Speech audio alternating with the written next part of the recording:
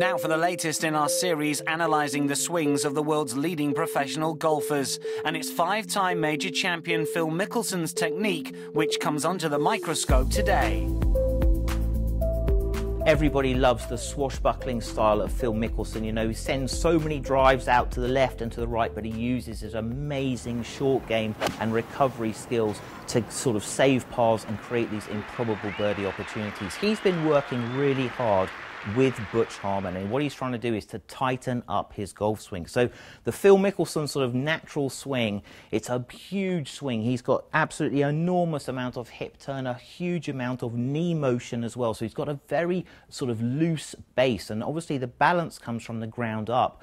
And we see so many of the players sort of working towards a much more tight rotary action. So the Phil Mickelson mistake, the knees, if I just do this right-handed, the knees really have a lot of motion. This back leg, my right leg, his left leg, really does straighten, and that creates a big amount of sort of hip turn. When you've got a lot of hip turn, it's hard to get that arm swing to stop, and we see even 7-irons where Phil Mickelson's got that club pass parallel. And as he drives down, the shaft is getting very, very steep.